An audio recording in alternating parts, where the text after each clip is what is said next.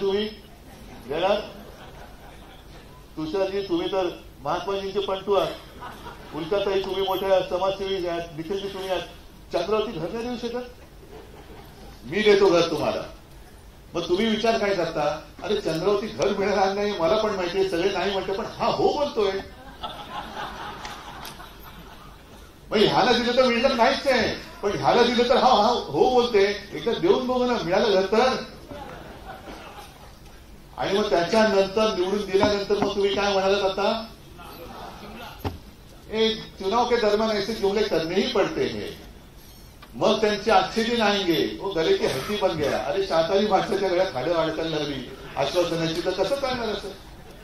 वो अच्छे दिन हमारे गले की हड्डी बन गया, हड्डी अटक गई. काय ही सगळी जुमलेबाजी, या जुमलेबाजीमध्ये लोक सुद्धा बघतात की अरे काय करायचं तरी काय. आणि मग दुर्दैवाने म्हणा, कारण मी स्वतः त्याचा अनुभव घेतलेला आहे.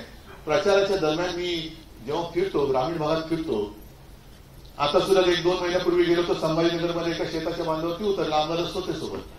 शेतकऱ्यांशी बोललो, शेतकऱ्यांनी माझ्या पाया पडले की उद्धवजी तुम्ही आम्हाला देवासारखे आहात, तुम्ही आमचं कर्ज माफ केलं, सगळं केलं. ठीक आहे, मी काय उपकार नाही केले. आता जसे योजनांचं आहे ना, म्हणजे नुसतं असं काय शब्द वापरायचं कळत नाही, पण एका मागोमाग योजनांचा पाऊस पडताय, अंमलबजावणीचा दुष्काळ आहे.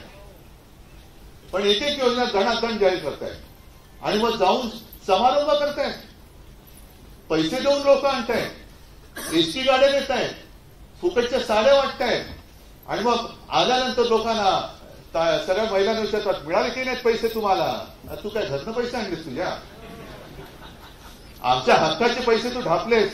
एक तर सरकार स्थापन करतानाच 50 खोके घेतले, म्हणजे गद्दाराला 50 खोके आणि बहिणीला फक्त 1500. फोडाफोडी करताना लाज नाही वाटली, गद्दारी करताना लाज नाही वाटली.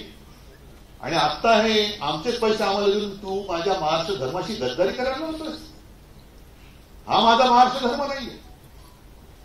पण जे काही समारंभ चालेल, मी एक तरी कार्यक्रम असा केला की शेतकऱ्यांना जाऊन मिळतात का पैसे, किती जणांना मिळाले, याला माफ केलं. मी नाही केलं असं, कारण माझं मी कर्तव्य केलं, मी माझं कर्तव्य केलं.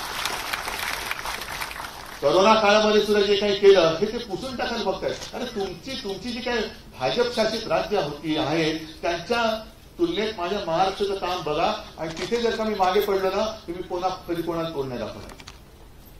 काळा मांडा हिशोब व्हेंटिलेटर आणि तुमच्या सगळ्यामध्ये किती घोटाळा झाला. एक तर पीएम केअर फंडातला घोटाळा कोण बोलतच नाही त्याच्यामध्ये, केवढे मोठे केले. म्हणजे आता एवढे घोटाळे झालेत की आता 70,000 कोटीचा घोटाळा लागतो. की काय 70,000 म्हणजे काय सुट्ट्या पैशाचा घोटाळा. एवढे घोटाळे मोठे झालेले आहेत. हे सगळे तुम्हाला लोकांसमोर मांडावे लागतील. गावामध्ये जेव्हा होर्डिंग असतात ना, आता तर जाहिराती, हा सगळा आपला लुटीचा पैसा आहे, हे आपल्याला लुटतायत. म्हणजे छत्रपती शिवाजी महाराजांनी सुरत लुटली होती स्वराज्यासाठी. हे